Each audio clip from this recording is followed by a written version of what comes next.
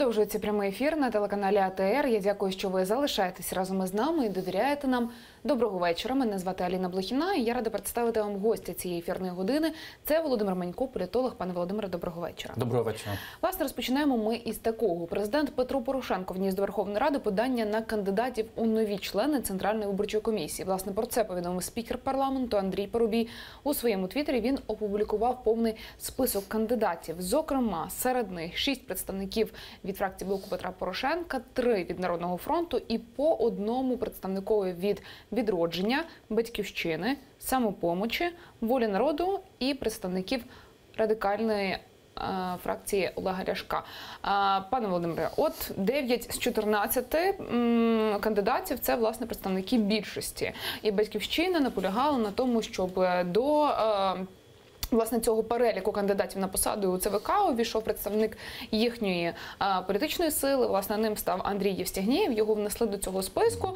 І от незадоволеними залишився опозиційний блок, який говорить про те, що фактично жодного представника від них немає. От хотілося б ваш коментар почути з приводу цього переліку цих осіб і як реагувати безпосередньо от на невдоволення певних політичних сил у різні періоди. Опозиційний блок хай визначиться з кандидатом, і подасть, і тоді він буде включений, цей останній кандидат, до всього списку Центральної виборчої комісії. Очевидно, що за нього проголосують окремо. Тому що, оскільки в цьому списку його вже немає, то буде проголосовано спочатку цей список, а тоді опозиційний блок додасть свого кандидата, і він буде окремо проголосований. Я бачу ось такий вихід із ситуації. Ну, я думаю, що в принципі всі політичні сили мають бути задоволені, тому що «Батьківщина», та, яка так виявляла певне незадоволення, але в останній момент все ж таки ту кандидатуру, яку вона хотіла, включено до цього списку. Ну, безумовно, що в цьому списку більшість належить до провладних партій, провладних фракцій, вони мають більшість у Верховній Раді. І відповідно до пропорцій, як воно розташовано у Верховній Раді, приблизно, так воно буде складатися і Центральна виборча комісія. Чи слід тут шукати політичного підґрунтя? Ну, можна шукати, безумовно, скрізь політичне підґрунтя, адже і ЦВК, і Національний банк, і інші установи, міністерства, відомства – це є плодом політичних процесів, які відбуваються в Україні. Ну, такі є на сьогодні політичні розклади. Треба було вигравати вибори в 2014 році, «Батьківщині» чи опозиційному блоку, тоді би вони, маючи більшість у Верховній Раді, вони б пропонували своїх на посаду, використовували би свою політичну доцільність та свого боку. Тоді був би список ЦВК, очевидно, зовсім інший. Ну, через 1,5 року знову вибори до Верховної Ради, і хай, кажу, дерзають всі політичні сили, опозиційний блок чи «Батьківщина», хай виграють вибори, формують свій уряд, переформатовують тоді знову ЦВК, якщо захочуть, хоча ЦВК воно на 7 років аж призначається, то можливо і цей склад ЦВК він надовго. Ми повернемося, власне, до нашої розмови. Зараз долучимо Наталію Агафонову, народну депутату України від фракції Блоку Петра Порошенка. Вона з нами на прямому зв'язку телефоном. Пані Наталія, доброго вечора. Власне, хотілося б ваш коментар почути щодо кандидатів на посаду у Центральну виборчу комісію. І розкажіть, будь ласка, власне, коли можуть призначити новий склад ЦВК, скільки часу потрібно для цієї процедури? Ну, насправді, якщо говорити про призначення складу ЦВК, то є певна законодавча процедура. Звичайно, це залежить і в першу чергу від політичної волі самого парламента призначити, бо тепер вже, так скажімо, м'яч на полі парламенту для призначення. Але необхідно також після подання президента провести перевірку, спеціальну перевірку кандидатів, і якщо вони її проходять, ну, в принципі, я не знаю, скільки часу для цього знадобиться, 2 тижні, 3 тижні. Але, в принципі, за цих умов, якщо всі кандидати відповідають законодавчим вимогам, то можна навіть протягом, після початку сесії, протягом лютого, на початку березня вже призначити. Пані Наталія, власне, хотілося б ще почути вашу позицію от щодо представників від опозиційного блоку. Вони нарікають на те, що немає їхнього кандидата. Ви, переконані, не бачили перелік тих осіб, які пропонуються наразі на посади. Як, власне, якою має бути реакція, власне, на це невдоволення? Розумієте, знову ж таки, законодавством не встановлено вимог, тобто для того, щоб пропорційно були представлені всі фракції. Зазвичай подають кандидатів, і президент визначає після консультації з фракціями і робить це подання. Насправді ми не знаємо нічого про тих кандидатів, яких подав опозиційний блок. Можливо, вони не проходили, як скажімо так, навіть за вимогами, які встановлені законодавством. Ми наразі про це нічого не знаємо. Зазвичай є, звичайно, парламентська практика враховувати всі сили, і опозиційні також в поданні на такі органи, як Центральна виборча комісія. Але, скажімо так, вимоги обов'язкової щодо включення їх і представлення у ЦВК немає. Пані Наталі, де юре, чи може ще переглядатися ось цей перелік із 14 кандидатів? Насправді нічого не заважає законодавчо, знову ж таки, якщо ми кажемо про підстави, доповнити це подання, наскільки я розумію. Власне, розпочинається чергова сесія парламенту цього тижня. І вже завтра у сесійній залі збираються народні депутати. На 17-ту традиційно фракція Блоку Петра Порошенка збереться на, власне, своє засідання. Про що будете говорити? Які плани на цей пленарний тиждень? Плани були озвучувані і на погоджувальній раді, але я думаю, що в нас наразі є дуже актуальним питанням, яке зазначено і президентом було поданий законопроект як невідкладний. Це законопроект про антикорупційний суд. Один з найперших тих, хто має бути включений до розгляду і розглянутий, принаймні у першому читанні. Зрозуміло, що відразу ніхто не приймав в тій редакції, яка є. Тобто ви чекаєте, що цього тижня це питання буде включено до порядку денного, як про те говорив спікер парламенту?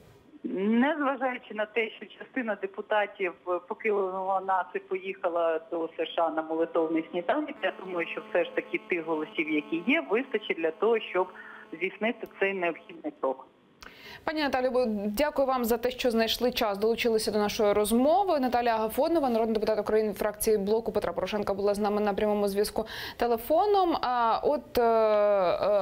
Пане Володимире, ваш хотілося б коментар почути з приводу того, про що сьогодні, як гадаєте, буде йтися на засіданнях фракцій. Фактично, це така традиційна процедура перед початком пленарного тижня, тому що, дійсно, спікер парламенту Андрій Парубій зазначив на погоджувальній раді, розставив такі акценти на роботу цього тижня і, власне, цієї сесії, але ваш прогноз.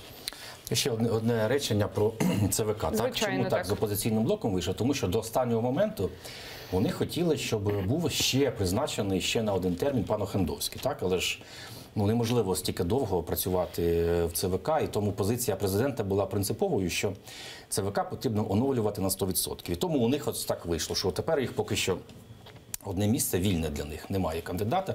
Представлять гідного кандидата, то я думаю, що проголосують. Тепер по перспективам парламентського тижня. Так? Буде йтися про той же такий антикорупційний суд, яким чином зробити так, щоб, наприклад, на цьому тижні вже проголосувати його в першому читанні, наприклад, в четвер. Ми знаємо, що четвер – це такий день, коли саме в цей четвер молитовний сніданок пройшов, що йшлось зараз. І, можливо, багато депутатів буде відсутні. Ми будемо спостерігати недостачу депутатів в парламенті. І тому, можливо, це питання перенесеться вже, бо питання дуже важливо на наступний тиждень. А наступний тиждень це вже буде аж на кінець лютого. Тому, можливо, ось бачите, таким чином пан Трамп, влаштовуючи сніданок, трошки зірве плани нашим депутатам. Але, може, цього і не станеться, побачимо. Тобто, є такі ризики. Це антикорупційний суд, потім потрібно вже приймати, нарешті, в повторному другому читанні закон про товариства з обмеженою відповідальністю. Там закладаються норми, які або унеможливлять, або зроблять максимально, скажімо, важким шлях рейдерського захоплення цих підприємств. От те, що вимагає від така економічна безпека, елемент економічної безпеки, яку і інвестори хочуть почути, і українські підприємці, які страждають, які бояться, наприклад, створювати ТОВ, тому що бояться потім рейдерського захоплення, бояться втрати своїх часток у цих підприємствах. Які ще там законопроекти? Наприклад, законопроект «Стоп фейк». Але сьогодні я на Погоджувальній раді його не почув. Про нього не говорили, але ось на минулих зібраннях, сесійних тижнях винеслась така пропозиція, щоб в контексті і європейському, тому що зараз поширення фейків, поширення неправдивих новин, неправдивих повідомлень, особливо використовуючи соціальні мережі, воно набуває ширшого і ширшого поширення, і то не тільки в Україні, це в Європі, навіть в Сполучених Штатах, навіть сам Трамп іноді на виступах жаліється, що десь там якісь новини щодо нього, і він вважає, що це фейки, тому що я цього і не робив, і цього не було. Так? Ми зараз, пане Володимире, поставимо тут 3 крапки, повернемося до розмови щодо роботи парламенту і не тільки. Одразу, як почуємо Сергія Соболєва, народного депутата України від фракції «Батьківщина», він з нами на прямому зв'язку телефоном. Пане Сергію, доброго вечора. Власне, ми обговорювали, почали нашу розмову із, власне, кандидатів на посади до Центрвиборчкому. Хотілося б ваш коментар почути, оскільки, попри невдоволення «Батьківщини», фактично ваш кандидат був внесений. От прокоментуйте нам, будь ласка, той список, який ми бачимо наразі, на вашу думку.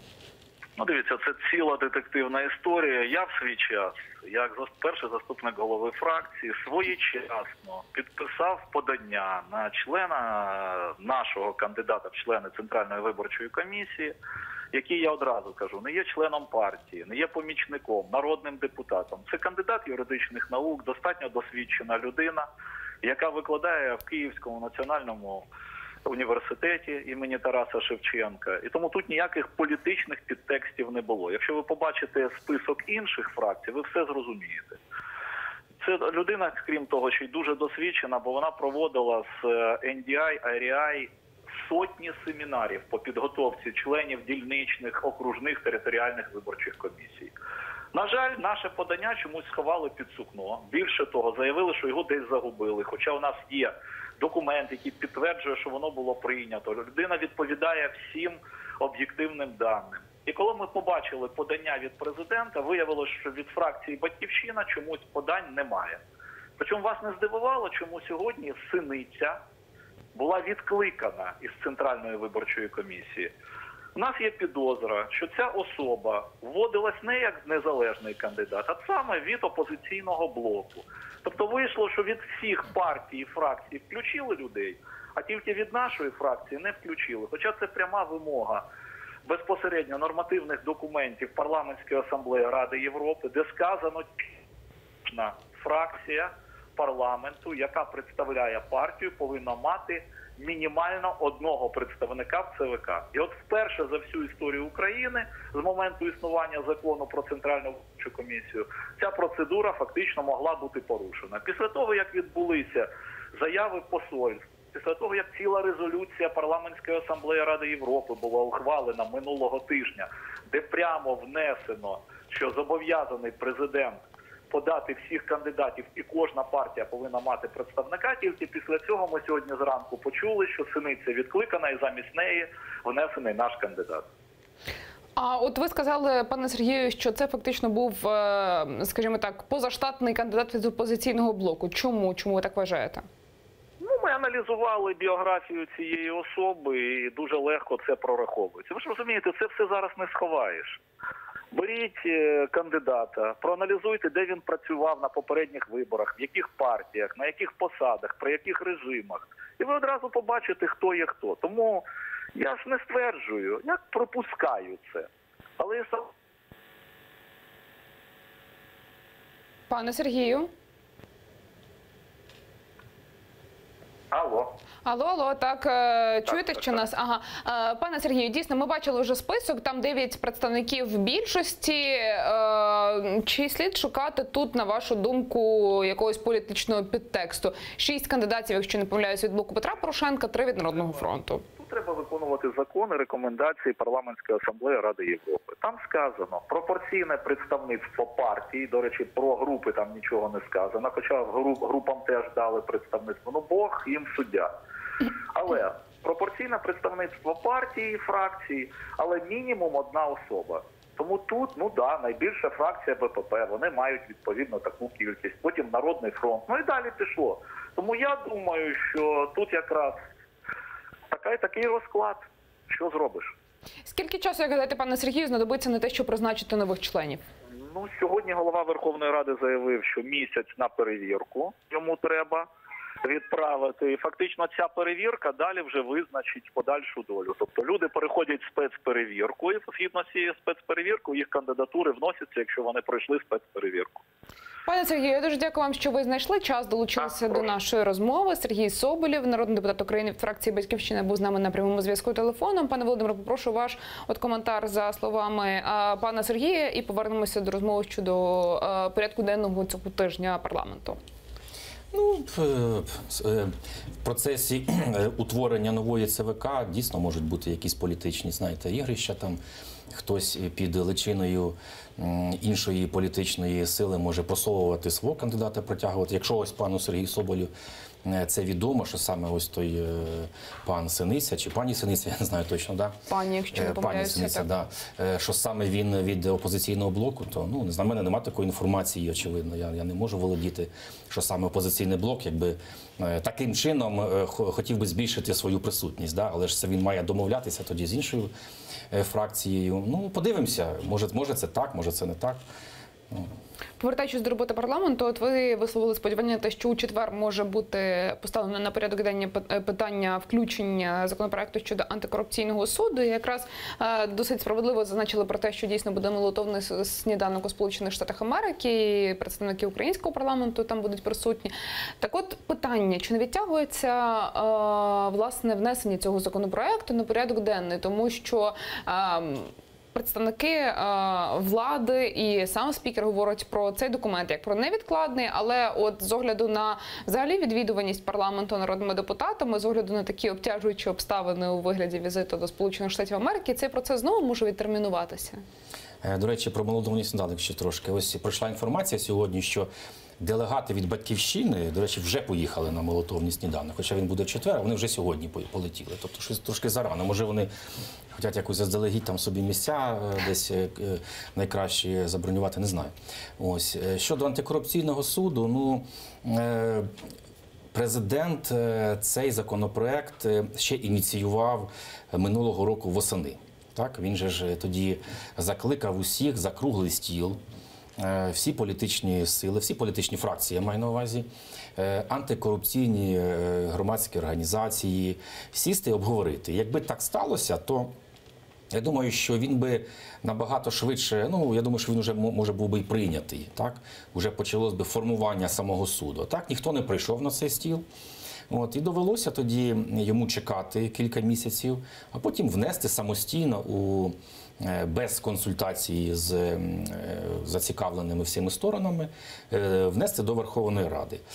Потім виявились зауваження наших міжнародних партнерів, які ми сприйняли. І під час зустрічі в Давосі з пані Лагард Порошенко, на мій погляд, він так натякнув, що оптимістично, що наче всі тертя зняті щодо цього законопроекту.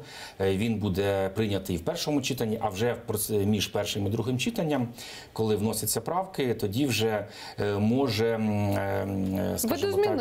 видозмінитися і з урахуванням пропозицій наших міжнародних партнерів. Тобто я думаю, що ось такий шлях і має бути. І принаймні на цьому тижні, він же ще має пройти, до речі, комітет. Тобто, якщо, наприклад, завтра його винести на порядок денний, потім в середу комітет і в четвер у сесійну залу. Ось такий шлях цього законопроекту я бачу на цьому тижні, і прийняти його в четвер. Власне, голова уряду Володимир Гройсман також зауважив, що законопроект про антикорупційний суд є наразі пріоритетним. Власне, про це він сказав під час спільного брифінгу зі спікером парламенту Андрієм Парубієм. Давайте почуємо. Тому сьогодні те, що ми презентуємо спільно з головою Верховної Ради, це якраз дуже чіткий план дій, стратегія, як вийти із тієї прірви, в яку нас системно зіштовхували роками. Я наголошую, що найбільше період втрачених можливостей – це насправді 4-14 рік, за який багато відбувалося процесів, які державними назвати неможливо. Тому наше завдання – прийняття необхідних рішень, наше завдання – якісна імплементація, впровадження цих рішень для того, щоб змінити ситуацію в країні, зробити це системно, якісно і назавжди, а не так, як це робилось колись. Подачками, я думаю, що всі вже зрозуміли, з прекрасними словами, з відсутністю будь-яких дій, подачками змінити ситуацію в країні неможливо. Тільки системні, якісні професійні зміни. Економічне зростання, справедливість, в тому числі у вигляді якісної судової системи і ефективної антикорупційної боротьби. Зрозуміло, нам потрібен мир на нашій землі і переконаний в тому, що ми зможемо абсолютно нормально рухатись вперед. Я вірю в те, що ми займемо гідне місце в Європі і в світі.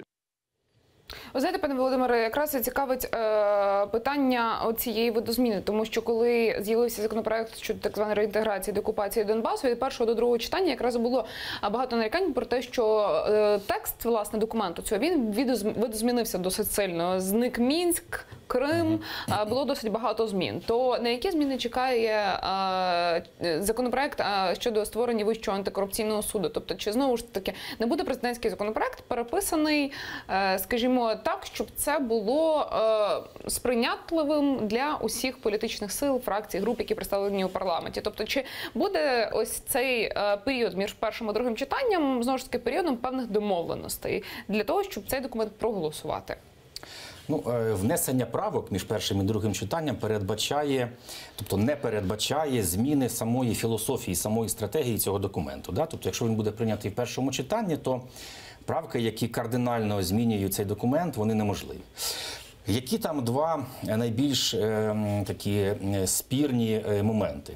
Перше, це порядок набору суддів. Тобто, а точніше, функціонування міжнародної ради спостерігачів, чи як вона там буде називатися, так, в варіанті президентському міжнародна рада, вона не повинна мати 100% вето на рішення ВККС, тобто Вищої кваліфікаційної комісії суддів. Далі кандидат до цього суду, який пройде через усі перевірки ВККС, не може бути завернутий міжнародною радою спостерігачів, міжнародними спостерігачами. Тобто скажімо так, на заперечення цієї міжнародної ради ВККС має бути останнє слово. Так? Ось якраз а міжнародні наші партнери, вони, очевидно, хочуть, щоб саме Міжнародна рада мала останнє слово. Тобто і тут виступає такий момент, як часткова втрата Україною своєї суб'єктності, так? Навіть свого суверенітету, тому що все ж таки це державна організація, це державна інституція, антикорупційний суд, і призначатись вона все ж таки має Україною, так, а не нашими західними міжнародними партнерами. Хоча ми їм дуже дякуємо за величезну допомогу, проте призначати якусь інституцію, членів інституції чи суддів, все ж таки останнє слово має бути за Україною, погодьтеся. Да? Тобто це перша така спірний момент, де ми маємо відстояти свою позицію. І другий – це підслідність майбутнього антикорупційного суду. Тобто, знову ж таки, західні партнери, вони пропонують, щоб провадження до антикорупційного суду потрапляли лише по лінії НАБУ, САП і тоді антикорупційний суд. Тобто в НАБУ розслідується провадження, САП здійснює процесуальне керівництво і потім несе ці провадження до антикорупційного суду і представляє там державне звинувачення. І все. Наша ж сторона, сторона українська, вона пропонує ще одну лінію задіяти в цьому ланцюжку, окрему лінію. Це ДБР, яке буде створено пізніше, яке займатиметься розслідуванням і формуватиме провадження. Процесуальне керівництво буде робити прокуратура, чинна прокуратура, і потім прокуратура буде брати з свого боку, так як це робить допит САП по тій лінії, відносити в суд ці документи, це провадження і відстоювати там державне обвинувачення. Ну ось наша позиція української влади, президента, ось мати оці дві, скажімо, лінії, тобто розширену підслідність антикорупційного суду, а міжнародні партнери кажуть, що давайте все-таки збережемо лише для НАБУ і для САП. Ось друга позиція, найбільш така спірна. І якщо президент уже оптимістично після Давосу сказав, що десь стертя зняті, то я думаю, що по цим двом питанням очевидно, що дійсно стертя зняті, ми побачимо в процедурі між першим і другим читанням, як воно буде. Пане Володимире, повертаючись до сьогоднішнього засідання Погоджувальної ради, а навіть, знаєте, не до засідання, до цього брифінгу, фактично, ну, чесно кажучи, я не пам'ятаю на своїй, скажімо, там, немає на моїй пам'яті такого, щоб прем'єр-міністр Гройсман і спікер парламенту Андрій Парубій давали спільний брифінг. Власне, що це за сигнал? Про те, що, я не знаю, там, міцніше Народний фронт, ще якісь політичні сили, там, БПП і Народний фронт об'єднуються. Що це за сигнал? Чому цей брифінг був спільним?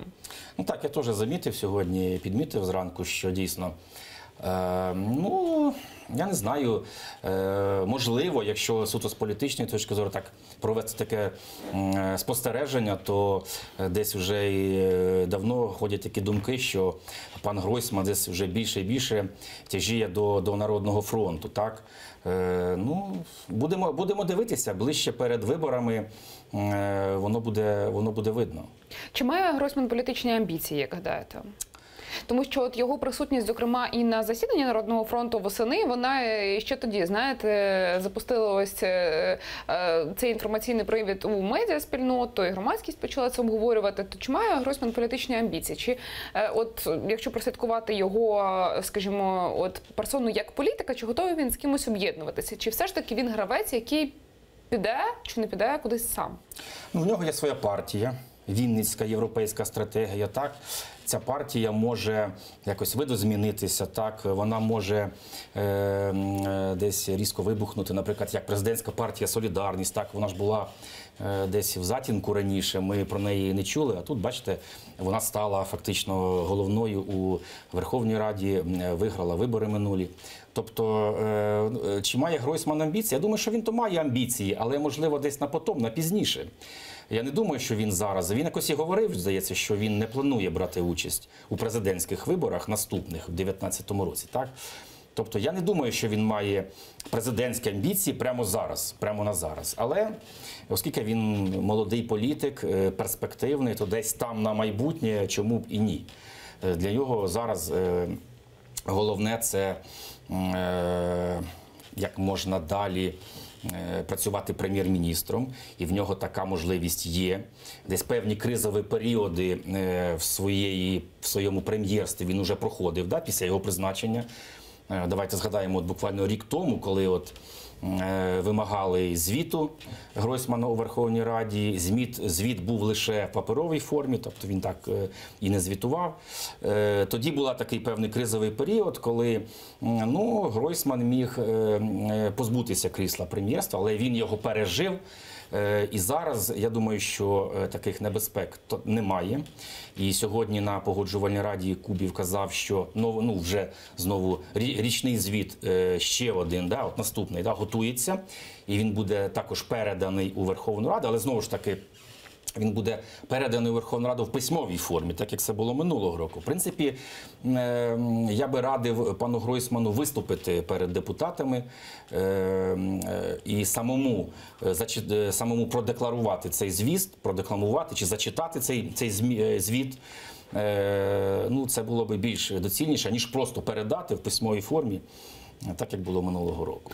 От ви знаєте, чимало кадрової роботи у парламентаріїв, власне, найближчим часом, тому що крім членів до Центральної виборчої комісії є ще одне цікаве питання. Власне, представник президента у Верховній Раді Ірина Луценко заявила, що голова Нацбанку Валерія Гонтарєва готова виступити зі звітом про свою діяльність, як тільки депутати визначаться із відповідною датою. Про це вона сказала під час виступу на Погоджувальній раді. За її словами, як тільки народні депутати визначаться з датою на пленарному тижні, Гонтарєва виступить зі звітом. Також голова Верховної Ради Андрій Парубій заявив, що нового керівника Нацбанку Верховна Рада призначить вже до кінця місяця.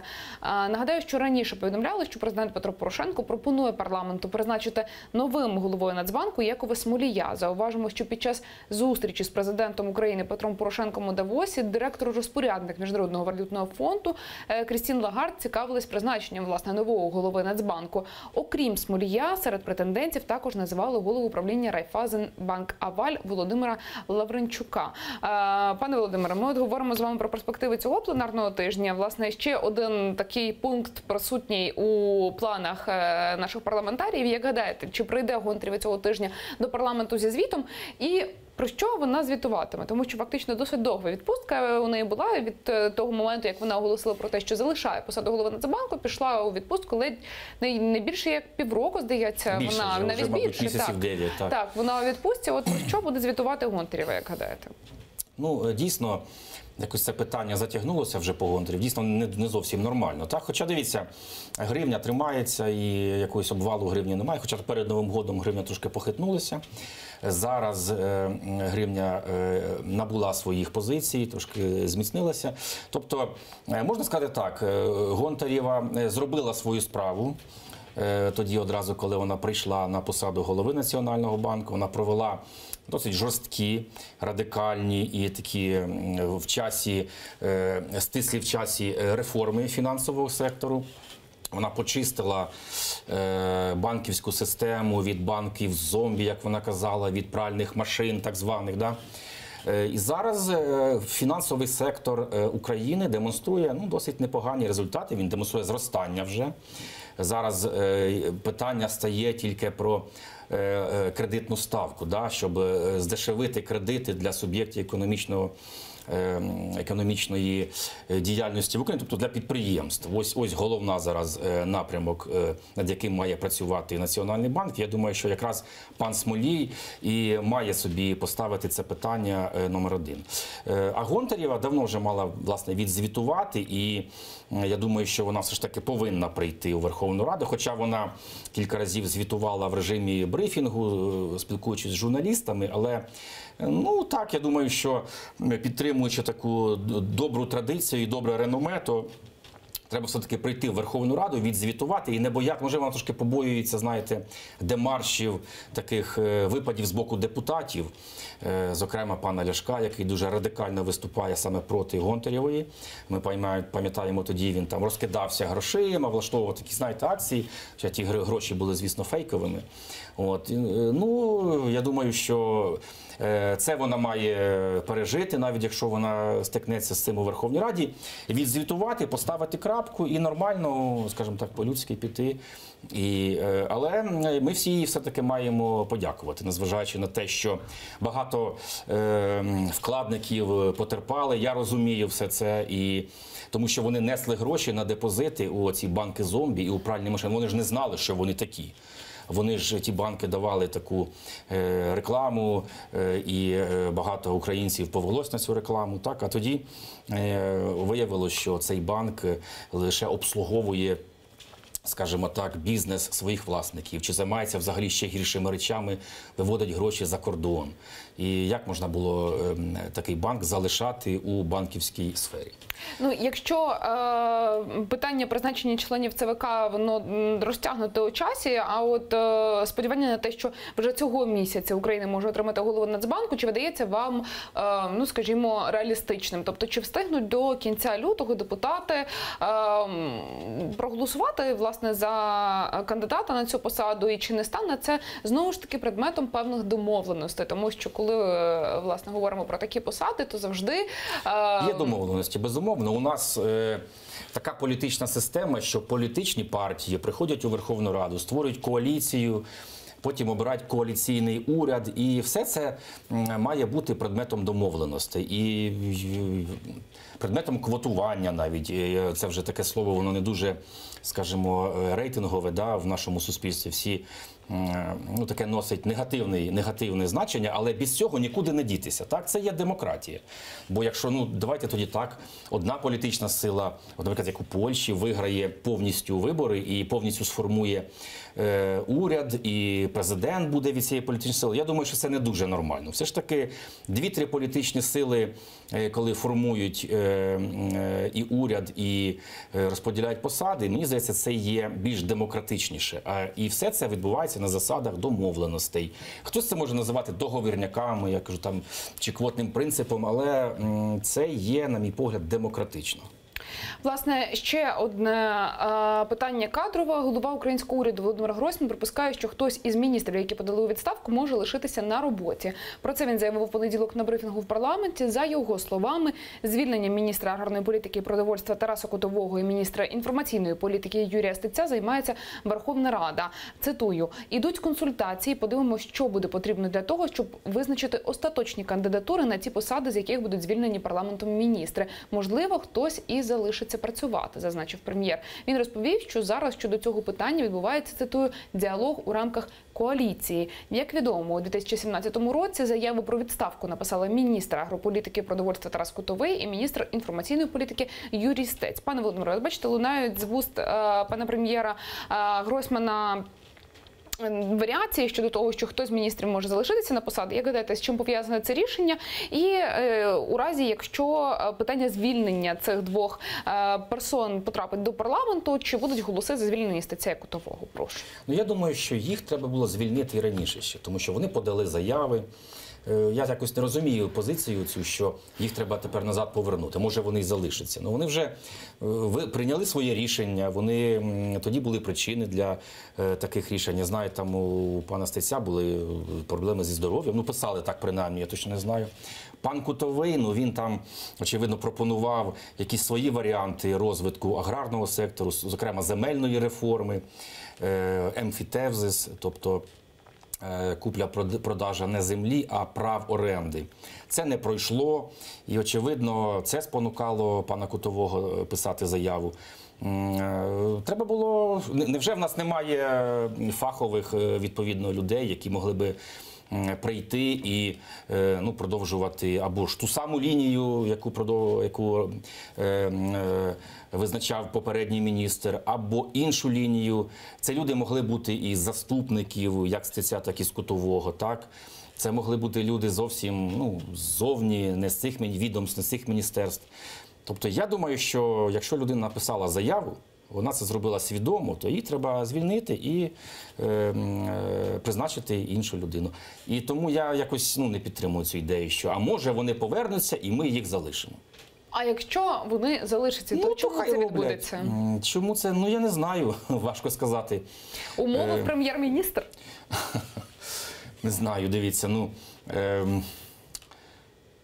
можливо, дійсно, є незавершені справи. Важко сказати, навіть чому так. На мій погляд, це неправильно. Я б не хотів би, що так сталося. Це прецедент. І наступні міністри, прем'єр-міністри будуть, знаєте, як ті малі діти. Ось я піду, бо в мене щось не виходить. Так? Я пишу заяву, я піду. Проходить якийсь час, не призначається на його місце інша людина, і його вмовляють, та залишся, бо немає іншої людини. Бо ми не призначили іншої людини. Якщо людина, міністри – це відповідальні люди, написали заяву, будь ласка, йдіть відпочивати, наступник приходить і продовжує роботу. Будемо, звичайно, слідкувати за подіями у парламенті цього тижня і не тільки. Пане Володимире, дякую вам за розмову, дякую. За візит до нашої студії. Володимир Манько, політолог, був гостем цієї ефірної години. За 5 хвилин прямий ефір телеканалу АТР продовжить «Заман» у викладі Шавкета Метулаєва. Опісля у цій студії з'явиться мій колега Любомир Ференц. Ну а власне програму «Ахшам» сьогодні продовжить спецефір з нагоди 13-річчя Радіо Майдану з Мевлі Мухтаровою. Ми побачимося за тиждень. Я, як завжди, бажаю вам тільки хороших новин. Залишайтеся із АТР.